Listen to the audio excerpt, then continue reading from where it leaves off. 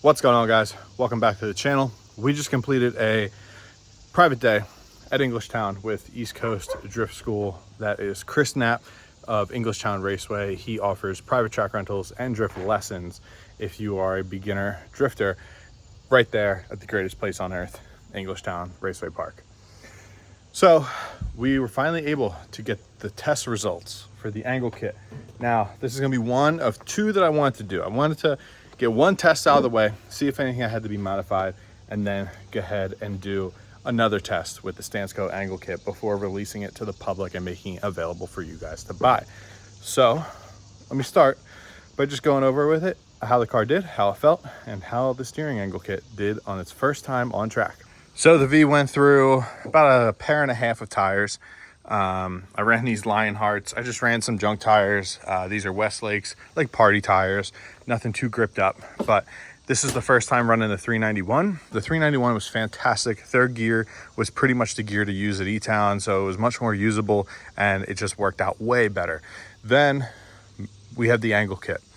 So you guys know I've been working on this angle kit for months now, and I was finally able to get to the track, and honestly, it kind of outperformed my expectations. I kept checking on it to see if everything was staying tight. Everything was, nothing loosened up throughout the course of the day.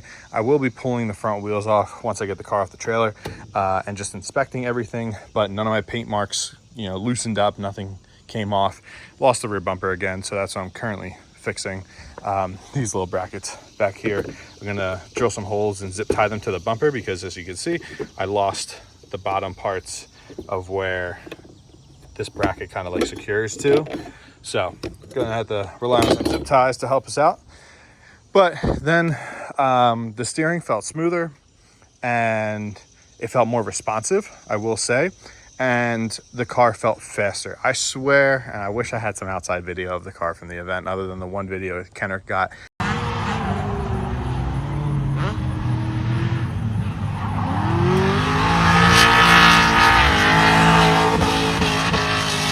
I swear I was backwards at one point on turn one, and unfortunately my GoPro footage got the outside of the windshield was all blown out, so it was just not good all around.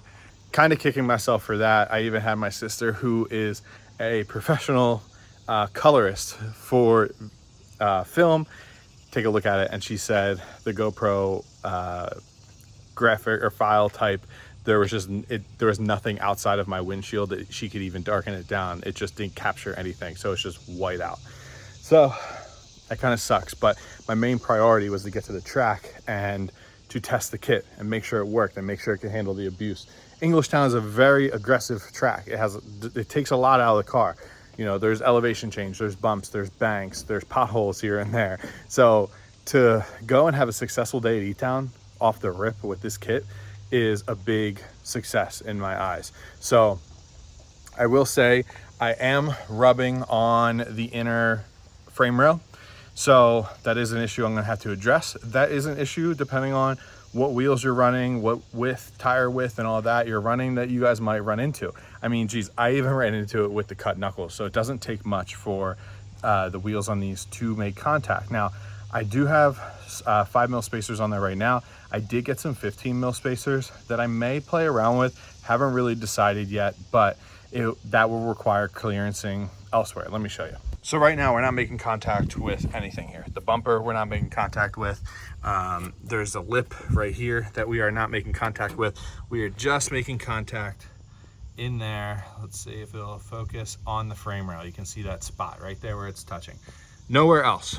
And actually that's not the spot. It's making contact there, and then it's also making contact, I don't think it'll get in there, but on the frame rail itself. Now I think what's happening is it's making contact here on compression on some of the bumps when I'm at angle going left for the left side of the car, or when I'm going right on the right side of the car. So I hammered and ground those areas down the other day. No luck. I'm still rubbing. So I was thinking maybe if I did a wheel spacer, like a 15 mil wheel spacer, and bump my wheel out, when I'm at full lock, it'll move it away from that frame rail. But I think what's going to happen is I'm going to start catching this lip in here. So this lip will have to get shaved down. So it's kind of just finding a balance of what's going to work with angle. I mean, at the end of the day, until there is a lower control arm available for these cars, an adjustable front lower control arm, which I'm hoping that we can jump to in this fall and winter, that you can basically, it'll be an adjustable lower control arm that you can bolt our angle block to, so you can get the additional angle and the additional clearance.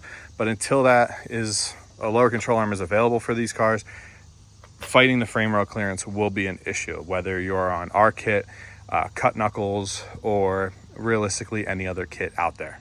So if somebody tries telling you that their knuckles or their angle kit won't touch the frame rail without an extended lower, it's probably not true. So that was really the only snag I ran into. Now I am going to experiment with some rack spacers, or sorry, not rack spacers, rack stops, which I know my BMW friends, they, like I was talking with Chris the other night, and he was saying he runs rack stops on his car. Now he has an SLR kit, extended lowers. His car gets big angle, like 90 degrees it seems like. But he was saying that even with his aggressive wheels, he still has issues rubbing on the inside, I think on the frame rails he was saying. So he runs rack stops so that it stops the rack from continuing on right before he hits.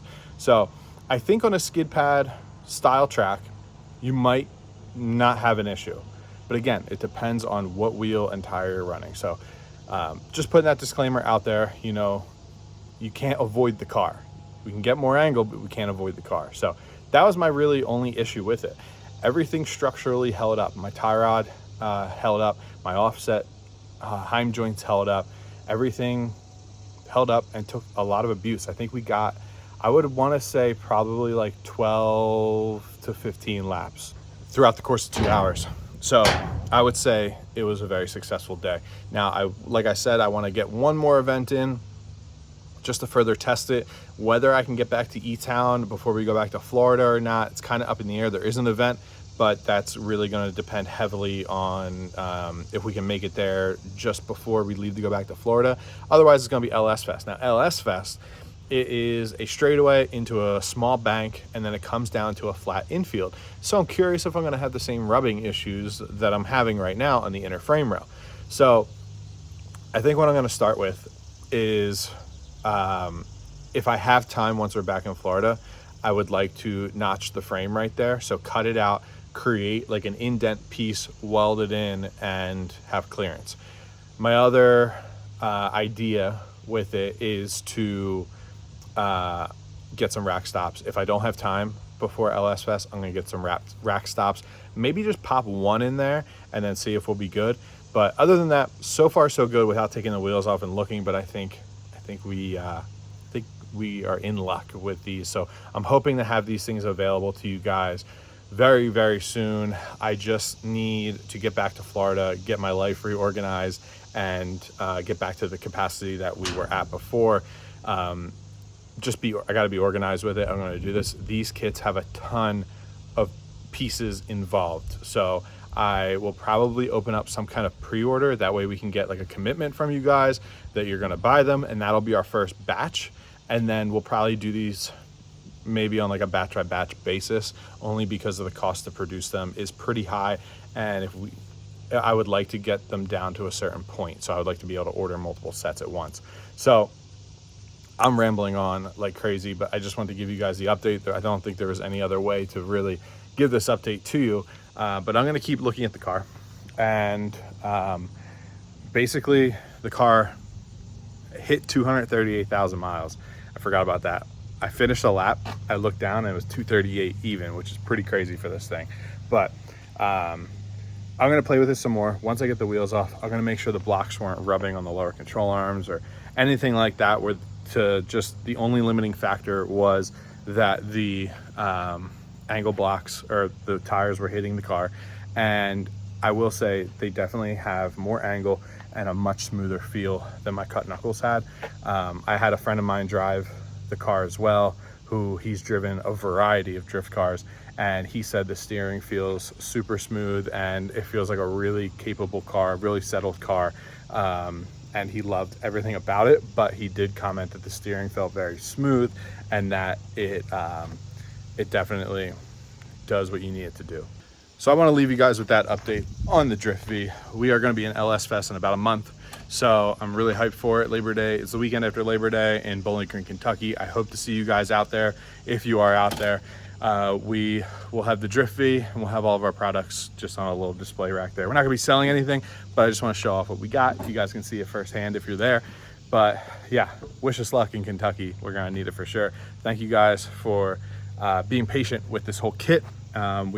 The finish line is in sight, and then I'm hoping that once we get that kit done, we can move on to the next thing, which could maybe potentially be a lower control arm. So we're getting there, guys. Thank you very much for all your support during this time. Make sure you follow on Instagram at StanceCo and subscribe to the channel. Don't forget to do that, and we'll see you in the next one.